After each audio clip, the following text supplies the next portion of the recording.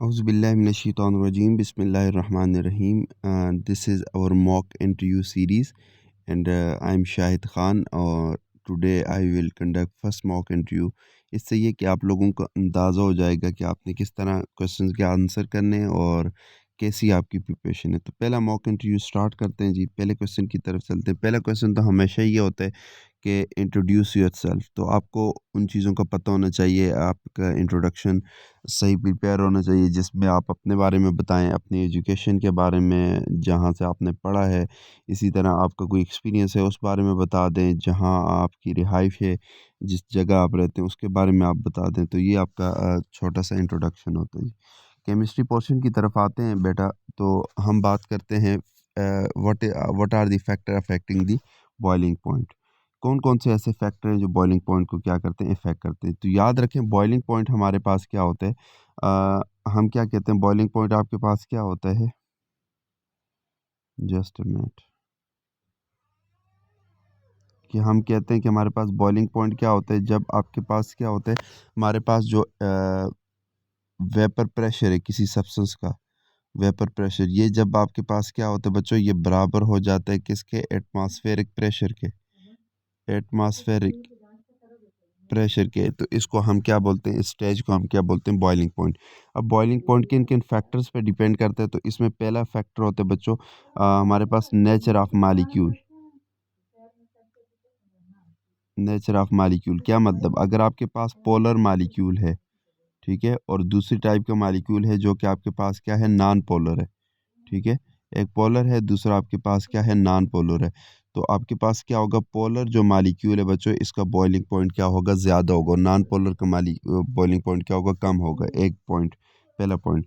दूसरे पॉइंट की अगर हम बात करें कि नेचर ऑफ मालिक्यूल के बाद जो सेकंड फैक्टर आता है बच्चों, वो आपके पास क्या है, इंटरमालिक्यूलर फोर्सेस।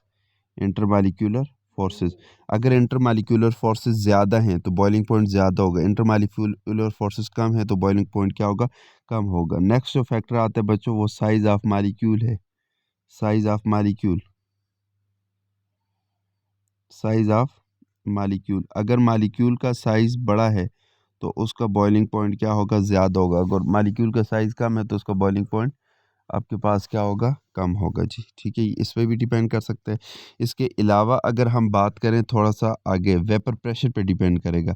अगर वेपर प्रेशर ज़्यादा है, ठीक है, पोलर का वेपर प्रेशर कम होता है, नॉन पोलर का ज़्यादा होता है, तो बॉइलिंग पॉइंट आपके पास क्या होगा, कम होगा। अगर वेपर प्रेशर कम है तो बॉइलिंग पॉइंट क्या होगा, ज़्यादा होगा। तो these are some of the factor on which boiling point depends. कौन कौन से, nature of liquid, intermolecular force, size of molecule और वेपर प्रेशर। इन फैक्टर्स पे क्या करते हैं, डिपेंड करते हैं, कौन, बॉइलिंग पॉइंट जी।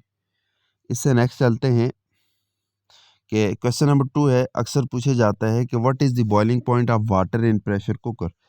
ठीक है, प्रेशर कुकर में आपके पास क्या होता है, एक्सटर्नल प्रेशर ज़्यादा हो जाता है, जिसकी वजह से हम ये कहते हैं कि boiling point should be greater than 100। ठीक है, बॉइलिंग पॉइंट क्या होगा, 100 से ग्रेटर होगा। 100 वैसे नॉर्मल उसमें ऑल होता है, तो ये आपके पास क्या होगा, 100 से ग्रेटर होगा, ग्रेटर देन 100। ठीक है, ये तो हम कहते हैं। अब ग्रेटर देन 100 तो बात ठीक है, मगर 100 से कितना ज़्यादा होगा बॉइलिंग पॉइंट, इंपॉर्टेंट ये है, ये हमने बताना है। ठीक है, तो बच्चों याद रखें इस बारे में कि आपके पास जो प्रेशर कुकर है, कुछ ये आपके पास क्या है, क्लोज कंटेनर है प्रेशर कुकर। ठीक है, इसमें आप क्या करते हो, चीज़ों जब बॉयल होती हैं, मसलन बॉयल नहीं जब उसको हीट करते हो, वेपर प्रेशर क्या होता है, बढ़ता रहता है। एक्सटर्नल प्रेशर इसमें कांस्टेंट नहीं रहता। ठीक है, जितनी हीट देते हो वेपर्स बढ़ते रहते हैं, एक्सटर्नल प्रेशर बढ़ता रहता है। एज ए रिजल्ट लिक्विड का बॉइलिंग पॉइंट क्या करते हैं, बढ़ता रहते हैं।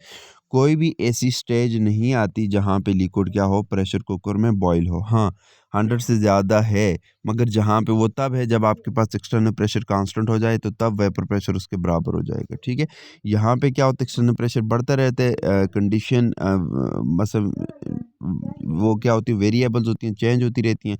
सो इस वजह से there is no boiling point in pressure cooker, के प्रेशर कुकर में कोई बॉइलिंग पॉइंट नहीं होता, क्योंकि बॉयल होती ही नहीं है। क्यों नहीं होती, रीज़न आपको पता होना चाहिए कि वेपर प्रेशर जब एक्सटर्नल प्रेशर के बराबर होता है तब कोई चीज़ बॉयल होती है। तो यहाँ पे ये प्रेशर दोनों बराबर होते ही नहीं है, वेपर्स बढ़ते रहते हैं तो एक्सटर्नल प्रेशर बढ़ता रहता है जी। ठीक है, सो ये पॉइंट आपने ध्यान रखना है जी। नेक्स्ट है व्हाट इज मोलैरिटी। मोलैरिटी क्या होती है बच्चों? ये कंसंट्रेशन यूनिट है। हम कहते हैं number of moles of solute per litre of solution is called molarity. ये कंसंट्रेशन यूनिट है। इसका क्या फार्मूला होता है? मोलैरिटी बराबर होती है number of moles of solute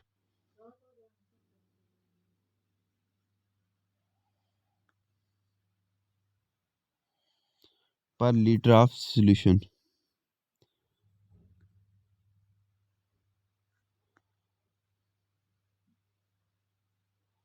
ठीक है, इसको आपको पता होना चाहिए कि ये इसका फार्मूला है कि 1 लीटर अगर आपके पास सॉल्यूशन है उसमें कितने number of moles of solute क्या हैं प्रेजेंट होते हैं, उसको हम क्या बोलते हैं? मोलैरिटी। और याद रखें ये टेम्परेचर डिपेंडेंट होती है जी।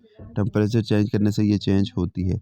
नेक्स्ट है explain anode and cathode. Anode and cathode electrochemistry की टर्म्स है बच्चों। एनोड क्या होता है, कैथोड क्या है? हम अक्सर ये कहते हैं कि ना एनोड पॉजिटिव होता है, कैथोड नेगेटिव होता है, तो ये बात गलत हो जाती है। ठीक है, क्योंकि आप अगर ये तो इलेक्ट्रोलाइटिक की बात होगी, गैल्वानिक सेल में देखें तो उसमें एनोड नेगेटिव हो जाते हैं और कैथोड क्या होता है? पॉजिटिव हो जाते हैं। तो इसकी प्रॉपर डेफिनेशन क्या होती है? क्या होती है? तो दीज आर इलेक्ट्रोड्स। ये दोनों क्या हैं? इलेक्ट्रोड्स है। एनोड क्या होता है जी? कि that electrode on which oxidation occur. ठीक है, वो इलेक्ट्रोड जहाँ पे क्या हो, ऑक्सीडेशन हो, उसको हम क्या नाम देते हैं बच्चों? उसको हम एनोड का नाम देते हैं।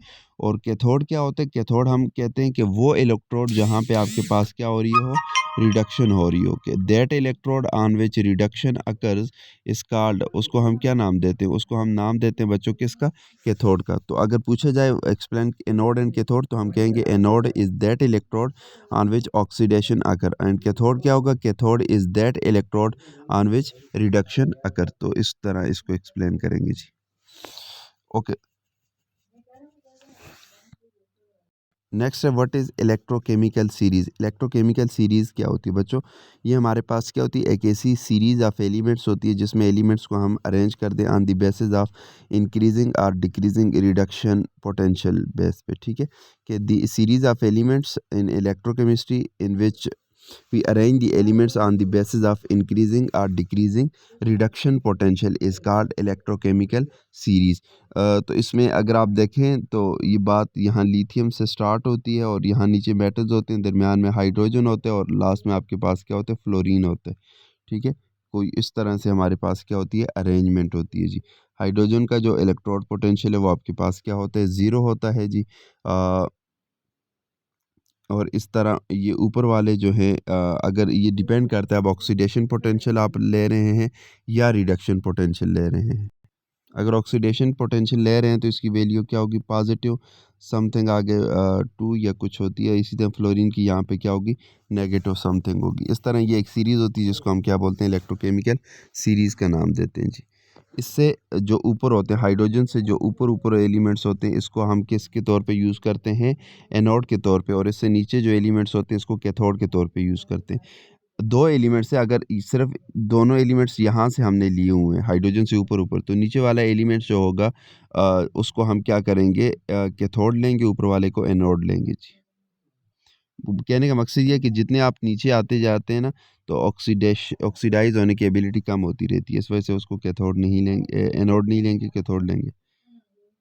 नेक्स्ट है what is bond order. Bond order क्या होता है बच्चों? आपने एमओटी में पढ़ा है कि bond order is the number of covalent bond form between two atoms. ठीक है, कौन एक्सप्लेन करते हैं, कौन बताता है बॉन्ड ऑर्डर कैसे निकालते हैं? कि बॉन्ड ऑर्डर हमारे पास बराबर होता है number of electron in bonding molecule, electron number of electron in bonding molecular orbital minus number of electron in anti bonding molecular orbital in anti bonding molecular orbital और divided by क्या करेंगे? 2 करेंगे तो इससे बॉन्ड ऑर्डर आ जाएगी। Basically क्या होता है? Number of bond between two atoms in A molecule, उसको हम क्या बोलते हैं? बॉन्ड ऑर्डर बोलते हैं। नेक्स्ट हमारे पास क्वेश्चन है what is saponification reaction. Saponification reaction एक ऑर्गेनिक केमिस्ट्री का क्वेश्चन आ जाता है कि स्पोनिफिकेशन जिसमें सोप बनता है। बच्चों आपके पास क्या होता है? जब आपके पास कार्बोक्सिलिक एसिड या फैटी एसिड होता है, ठीक है, जब इसका हम किसके साथ रिएक्शन कराते हैं? बेस के साथ, अल्कली के साथ इसका रिएक्शन कराते हैं, तो हमारे पास क्या बनता है? Sodium salt of fatty acid बन जाते हैं। R C double bond O और यहाँ पे ऑक्सीजन और यहाँ पे एन ए। ये जो चीज़ होती है इसको हम क्या नाम देते हैं? सोप का नाम देते हैं। ये सोप होते हैं जी। ठीक है, तो इस रिएक्शन को जिसके अंदर सोप बन रहा होता है इसको क्या बोलते हैं? स्पोनिफिकेशन रिएक्शन बोलते हैं। That reaction in which fatty acid are reacted with alkali and form soap is called saponification reaction. अच्छा, difference between soap and detergent. Soap और डिटर्जेंट के अंदर क्या डिफरेंस होता है? अभी मैंने बात की, एक साइड पे अगर आप सोप लिख लें और एक साइड पे डिटर्जेंट, दो तीन बातें आपको पता होनी चाहिए जी। ठीक है, सोप आपके पास क्या होता है बच्चों? ये हमारे पास ये सोप होता है कि sodium salt of fatty acid is called soap. और डिटर्जेंट क्या होता है? हमारे पास कुछ इस तरह से होते हैं, जस्ट ए मिनट। यहाँ पे ऑक्सीजन, यहाँ पे double bond O, double bond O, और यहाँ पे क्या है? सोडियम। ठीक है, अल्काइल सोडियम सल्फेट, ये जो है या sodium salt of alkyl sulphate, उसको हम क्या नाम देते हैं? डिटर्जेंट का नाम देते हैं बच्चों। और sodium salt of fatty acid हो तो उसको हम क्या बोलते हैं? सोप का नाम देते हैं। एक और बात आपने ये याद रखनी है कि ये don't work in hard water, ये हार्ड वाटर में काम नहीं कर सकता। डोंट वर्क कौन? Soap. Don't work in hard water. Hard water जो होता है जिसमें आपके पास क्या होता है? कैल्शियम और मैग्नीशियम साल्ट होते हैं, उसके अंदर ये काम नहीं कर सकता, ये आपने याद रखना है। ठीक है, और ये जो डिटर्जेंट होता है can work in hard water, के ये हार्ड वाटर में भी काम करता है। तो ये बेसिकली सोप और डिटर्जेंट में क्या होते हैं? डिफरेंस होते हैं कि सोप आपके पास क्या होते हैं? Sodium salt of fatty acid. और डिटर्जेंट क्या होते हैं? सोडियम अल sodium salt of alkyl sulphate, वो होता है। ठीक है, basically benzene sulphonic acid, benzene sulphonic acid भी इसमें यूज़ करते हैं। और उसका जो साल्ट होता है उसको डिटर्जेंट बोलते हैं। ठीक है, दूसरी जो इम्पोर्टेंट बात है कि सोप जो है हार्ड वाटर में काम नहीं करता, मगर डिटर्जेंट हार्ड वाटर में भी काम करता है। नेक्स्ट है explain the characteristic of ortho and para, ortho para and Meta directing group. बच्चों हमारे पास मुख्तलिफ ग्रुप होते हैं, एक होते हैं कि आर्थो एंड पैरा डायरेक्टिंग। ठीक है, आर्थो पैरा, और दूसरे आपके पास क्या होते हैं? Meta directing group. Ortho para directing group क्या है कि जब आपके पास बेंजीन रिंग के ऊपर इस तरह के ग्रुप्स लगे हों, आर्थो एंड पैरा ग्रुप्स, तो वो नेक्स्ट आने वाले ग्रुप को या तो आर्थो पोजीशन पे डायरेक्ट करते हैं या आपके पास पैरा पोजीशन पे डायरेक्ट करते हैं। और मेटा डायरेक्टिंग ग्रुप क्या होते हैं? जैसे आपके पास क्या है? NO2 है, ये अगर आपके पास क्या बेंजीन रिंग के साथ लगा हुआ है तो नेक्स्ट जो इनकमिंग सब्स्टिट्यूट है उसको ये डायरेक्ट करेगा किस पोजीशन पे? मेटा पोजीशन पे। और मेटा पोजीशन को आपको पता है कि 1 3 पोजीशन इज मेटा पोजीशन, और आर्थो क्या होती है? 1 2 पोजीशन और पैरा क्या होती है? 1 4 पोजीशन, उसको पैरा पोजीशन बोलते हैं। ठीक है, अब इसके करेक्टरिस्टिक क्या होते हैं? देखिए जी, हमारे पास आपने याद रखें, अगर सेंट्रल एटम जो ग्रुप लगा है उसको आपने देखना है। अगर सेंट्रल एटम के साथ सेंट्रल एटम की इलेक्ट्रोनेगेटिविटी कम हो, ठीक है, और जो इसके साथ सराउंडिंग एटम है उसकी इलेक्ट्रोनेगेटिविटी ज़्यादा हो, तो इस तरह का जो ग्रुप है बच्चों वो मेटा डायरेक्टिंग के तौर पे बिहेव करेगा, मेटा डायरेक्टिंग होगा, वो 3 पोजीशन पे सब्स्टिट्यूशन कराएगा। मगर जब बात ऐसी नहीं है, जब बात ऐसी है कि सेंट्रल एटम जो है वो ज़्यादा इलेक्ट्रोनेगेटिव है और उसके जो सराउंडिंग एटम है उसकी इलेक्ट्रोनेगेटिविटी क्या है? कम है। जैसे इस एग्जांपल को देखें, तो ये जो ग्रुप हैं ये आर्थो पैरा डायरेक्टिंग होंगे, और इस तरह आपने ये भी याद रखना है कि इसके ऊपर अगर लोन पैरा हो तो फिर भी ये आर्थो पैरा डायरेक्टिंग होंगे। ठीक है, ये आपके पास बेसिक कैरेक्टरिस्टिक है जिसको आपने माइंड में रखना है। नेक्स्ट है write down the effects of defects of modern periodic table के। मॉडर्न पीरियोडिक टेबल जो हम यूज़ करते हैं इसके क्या क्या डिफेक्ट्स हैं? तो बच्चों कुछ बातें ये आपने याद रखनी है कि इसके डिफेक्ट्स में पहली बात आपके पास आती है, क्योंकि केमिस्ट्री है तो पीरियोडिक टेबल का आपको मस्त पता होना चाहिए। पहली बात इसमें जो डिफेक्ट है वो आपके पास क्या है? पोजीशन ऑफ, किसकी पोजीशन? हाइड्रोजन। क्योंकि हाइड्रोजन को आप फर्स्ट ए ग्रुप पे भी रख सकते हो, फोर्थ पे भी रख सकते हो और सेवन्थ पे भी रख सकते हो। ठीक है, तो इसकी पोजीशन हमारे पास डिटरमाइन नहीं, ये पहला डिफेक्ट है। दूसरा आपके पास है हीलियम जो है, ये आपके पास एस ब्लॉक एलिमेंट्स है। हीलियम क्या है? एस ब्लॉक एलिमेंट्स है, मगर इसको पी ब्लॉक एलिमेंट्स के साथ रखा हुआ है, ये दूसरा डिफेक्ट है। और जो तीसरा डिफेक्ट है बच्चों वो क्या है? पोजिशन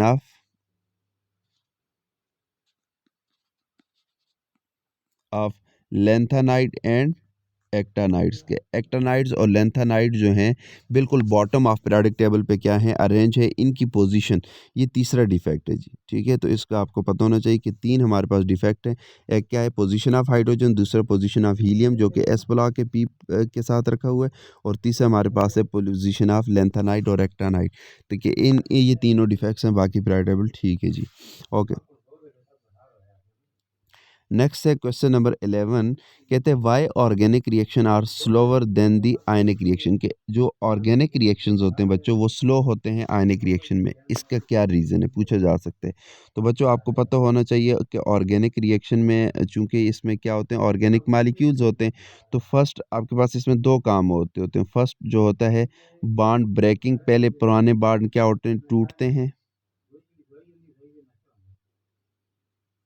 ठीक है। और फिर आपके पास दूसरे स्टेप में आपके पास क्या होते हैं, बॉन्ड फार्मेशन होती है, ठीक है। दो काम हो रहे थे, पहले पुराने बॉन्ड को तोड़ते हैं और फिर न्यू बॉन्ड्स बनते हैं, ठीक है। तो इस वजह से ये स्लो होते हैं। मगर जब हम बात करते हैं आयनिक रिएक्शंस की, तो आयनिक रिएक्शन को हम मोस्टली हम क्या करते हैं, मोल्टन स्टेट में या फिर सॉल्यूशन फॉर्म में उसका रिएक्शन कराते हैं। तो सॉल्यूशन फॉर्म में ऑलरेडी वो आयनिक स्टेट में मसलन सोडियम है, ठीक है, Cl है, इस तरह आयनिक स्टेट में वो क्या होते हैं, पड़े होते हैं जी, ठीक है। तो फिर इनको क्या करते हैं, जब मिक्स करते हैं सॉल्यूशन को ना, तो जस्ट एक ही काम होता है, कौन सा, बॉन्ड फार्मेशन वाला, कि new bonds are form, old bond already solution में ब्रेक होते हैं। तो सिर्फ एक काम होता है, न्यू बॉन्ड्स ने बनना होता है, और इसमें क्या होते हैं, अपोजिट चार्जेस ने आपस में मिलना होता है। तो इस वजह से आयनिक रिएक्शन फास्ट होते हैं, क्योंकि उसमें no involvement of bond breaking, ठीक है। मगर ऑर्गेनिक रिएक्शन स्लो होते हैं कि इसमें के अंदर क्या होते हैं, बॉन्ड ब्रेकिंग वाला फैक्टर क्या होता है, इन्वॉल्व होते हैं। इसीलिए ऑर्गेनिक रिएक्शन को कराने के लिए फिर हम क्या करते हैं, मुख्तलिफ चीज़ें यूज़ करते हैं। क्या यूज़ करते हैं जी बच्चों, देखें कि ऑर्गेनिक रिएक्शन को प्रोसीड करने के लिए आप पहला काम करते हो क्या, हीटिंग। ये पहला फैक्टर कि इसको आपको हीट करना पड़ता है, तब ऑर्गेनिक रिएक्शन होते हैं। दूसरा जो है, आप इसमें क्या करते हो, कैटालिस्ट यूज़ करते हो। क्या करते हो, कैटालिस्ट यूज़ करते हो जी। ये दूसरा आपने क्या करती कंडीशन देनी पड़ती है इस रिएक्शन को कराने के लिए जी। और तीसरा जो है वो है आपके पास थारोली मिक्सिंग, थारो मिक्सिंग, ठीक है। थारो मिक्सिंग, कि आप उसको क्या करते हो, थॉरली आप क्या करोगे, मिक्स करोगे, तब जाके आपके पास क्या होगा, ऑर्गेनिक रिएक्शन होंगे जी, ठीक है। तो organic reaction are slower than the ionic reaction because organic reaction involve both bond breaking and bond formation, while ionic reactions are slower. Ionic reaction are fast than organic reaction. The reason is that there is no phenomena of bond breaking involved, but only new bonds are formed, ठीक है, ये reason है। और फिर organic reaction के लिए आपको क्या करते हैं, हीट भी करनी पड़ती है, कैटलिस्ट भी देना पड़ता है, थारो मिक्सिंग भी करनी पड़ती है। ओके जी, नेक्स्ट क्वेश्चन नंबर 2 है, what is pseudo halogen. Pseudo halogens क्या होते हैं जी। तो सीडो हेलोजन्स क्या होते हैं, ये हमारे पास ऐसे कंपाउंड्स होते हैं, पॉली एटॉमिक कंपाउंड या मालिक्यूल्स होते हैं, जो आपके पास हेलोजन्स की तरह बिहेव करते हैं, ठीक है। इस वजह से इनको सीडो हेलोजन बोलते हैं। कि हम कह सकते हैं, ऐसे डिफाइन कर सकते हैं कि pseudo halogens are polyatomic analogues of halogen whose chemistry resembling that of the true halogens allow them to substitute for halogen in several class of chemical reaction. For example आपके पास जैसे chloride होता है, ऐसे ही cyanide है। Cyanide जो है ये आपके पास क्या है, ये आपके पास सीडो हेलोजन की कैटेगरी में आएगा जी। नेक्स्ट है ozone act as pollutant justified. ये अक्सर क्वेश्चन किया जाता है। याद रखें, ओजोन आपके पास बच्चों कहाँ पे होती है, आपके पास स्ट्रेटोस्फेयर में होती है, ठीक है। और ये हमारे लिए बड़ी हेल्पफुल होती है, स्ट्रेटोस्फेयर, ठीक है, हमारे लिए बड़ी हेल्पफुल होती है। कैसे कि ये अल्ट्रा वायलेट रेडिएशंस को वहाँ पे क्या करती है, ब्लॉक करती है, उनको यहाँ तक पहुँचने नहीं देती, जिसकी वजह से फिर यहाँ पे स्किन कैंसर वगैरह इस तरह की डिजीज़ेस नहीं होती जी, ठीक है। मगर जब यही ओजोन अगर आपके पास कहाँ पे आ जाए जी, कहाँ पे प्रोड्यूस हो, ये ओजोन प्रोड्यूस हो हमारे पास ट्रोपोस्फेयर में, जिस लेयर में ये रहते हैं, हम रहते हैं, ठीक है। जो हमारी आपके पास लेयर है ट्रोपोस्फेयर, जिसमें हम रहते हैं, जो एनवायरनमेंट की ये सबसे बिलो लेयर है, इसमें अगर ओजोन हो, तो here ozone will act as pollutants. यहाँ पे ओजोन पोल्यूटेंट्स के तौर पे क्या करती है, एक्ट करती है। और क्या करती है, इसकी फिर कंट्रीब्यूशन होती है स्मोक फार्मेशन में। इसी तरह टायर जो होते हैं, इनको क्रैक करती है। तो इसलिए ये यहाँ पे in troposphere ozone act as pollutants while in stratosphere it doesn't act as pollutant। क्यों? क्योंकि स्ट्रेटोस्फेयर में ये हमारे लिए हेल्पफुल है मगर ट्रोपोस्फेयर में हमारे लिए क्या है, प्रॉब्लम काज करती है। तो ट्रोपोस्फेयर में ओजोन पोल्यूटेंट के तौर पे बिहेव करेगी जी। नेक्स्ट है what is which is more stable, carboxy haemoglobin और ऑक्सी हेमोग्लोबिन। बच्चों कार्बोक्सी हेमोग्लोबिन कब बनती है कि जब कार्बन मोनोऑक्साइड आपके पास हेमोग्लोबिन के साथ क्या करती है, कंबाइन होती है। तो इससे जो बनती है उसको कार्बोक्सी हेमोग्लोबिन बोलते हैं, ठीक है। और ऑक्सी हेमोग्लोबिन कब बनती है, जब आपके पास ऑक्सीजन हो प्लस आपके पास क्या हो, यही हो हेमोग्लोबिन हो, तो उससे क्या बनती है, ऑक्सी हेमोग्लोबिन बनती है। तो याद रखें शहाब कॉन्सेप्ट इसको एक्सप्लेन करते हैं कि कार्बन मोनोऑक्साइड जो है ये आपके पास क्या है, सॉफ्ट बेस्ड है, और जो हेमोग्लोबिन है इसमें आयरन +2 होते हैं, ठीक है। ये भी आपके पास क्या है, सॉफ्ट एसिड है, ठीक है। सॉफ्ट बेस और सॉफ्ट एसिड जब आपके पास कंबाइन होंगे तो आपके पास पियर्सन कॉन्सेप्ट कहता है कि इसके रिजल्ट्स में आपके पास स्टेबल कॉम्प्लेक्स बनेंगे, ठीक है। तो और जब आपके पास इसमें देखें तो ये आपके पास क्या है, ऑक्सीजन हार्ड बेस है और ये आपके पास क्या है, सॉफ्ट है। तो यहाँ पे जो कम्बिनेशन है वो हार्ड और सॉफ्ट का है, तो यहाँ पे स्टेबल कॉम्प्लेक्स नहीं बनेगा, मगर जो कार्बोक्सी हेमोग्लोबिन है वो आपके पास क्या होगा, स्टेबल कॉम्प्लेक्स होगा जी। तो ये अक्सर जैसे जब मसलन रूम बंद हो तो लिमिटेड ऑक्सीजन प्रोवाइड हो कंबशन के लिए, तो कार्बन मोनोऑक्साइड प्रोड्यूस होती है जो हेमोग्लोबिन के साथ मिलके कार्बोक्सी हेमोग्लोबिन बनाती है, और फिर ऑक्सीजन के कैरिंग कैपेसिटी कम हो जाती है, जिसकी वजह से फिर अक्सर क्या होती है, डेथ हो जाती है लोगों की। Next what are freons, freons क्या होते हैं जी। फ्रियोन्स को हम कहते हैं कि ये आपके पास क्लोरोफ्लोरोकार्बन्स होते हैं, क्लोरोफ्लोरोकार्बन्स आर कार फ्रियोन्स जी। क्या मतलब कि आपके पास कोई कंपाउंड है, ये कंपाउंड है जी, आपके पास इसमें क्या हो, क्लोरीन हो, ठीक है, और इसमें क्या हो, फ्लोरीन हो जी, ठीक है, और कार्बन हो। मसलन ऐसा कंपाउंड जिसमें सिर्फ ये तीन एलिमेंट्स हों, क्लोरीन हो, फ्लोरीन हो, कार्बन हो, इस तरह के कंपाउंड्स को क्या बोलते हैं, फ्रियोन्स बोलते हैं। कहाँ पे, रेफ्रिजरेशन वगैरह में यूज़ होते हैं। और इसका नुकसान क्या है जी, ये आपके पास क्या होती है, ओजोन डिप्लीटिंग सब्सटेंस की कैटेगरी में आते हैं, कि यहाँ पे तो हमारी लेयर में ये स्टेबल होते हैं, मगर जब ऊपर जाते हैं स्ट्रेटोस्फेयर में, वहाँ पे अल्ट्रावायलेट रेडिएशन में ये ब्रेक होते हैं, होमोलेटिकली फ्री रेडिकल्स बनाते हैं, जो कि ओजोन मालिक्यूल्स को क्या करती है, फिर ब्रेक करती है जी। तो ये आपके पास फ्रियोन्स की केमिस्ट्री है। So this is all about our first mock interview. तो इंशाल्लाह इसी तरह आप अपनी इसमें सजेशन भी दें तो मज़ीद भी इस तरह के सेशन जो है मैं अपलोड करूँगा डेली बेस पे। इंशाल्लाह मैं मुख्तलिफ़ क्वेश्चंस अरेंज करके तो उसका वो लूँगा। अगर आपने टॉपिक वाइज़ या चैप्टर वाइज़ प्रिपरेशन करनी है इंटरव्यू की, तो मेरी इंटरव्यू सीरीज़ वहाँ पे अवेलेबल है, आप जाके उसमें से देख सकते हैं। बड़ा अच्छा कंटेंट है इंटरव्यू के लिए। तो ये अब मैंने मॉक इंटरव्यू सेशन स्टार्ट किए हैं, कुछ स्टूडेंट हैं उनके मैं मॉक इंटरव्यू कंडक्ट करता हूँ, तो आपके लिए भी मैं यहाँ पे फिर ये अपलोड करूँगा जी, ठीक है। अगर आपने मॉक इंटरव्यू देने हैं तो यू कैन कॉन्टैक्ट, यहाँ पे मैं डिस्क्रिप्शन में अपना नंबर डाल दूँगा, तो वहाँ पे मुझे कॉन्टैक्ट करें। व्हाट्सएप ग्रुप है इंटरव्यू प्रिपरेशन का, उसको आप जॉइन करें, काफ़ी सारी चीज़ें उसमें शेयर होती हैं। Thank you so much.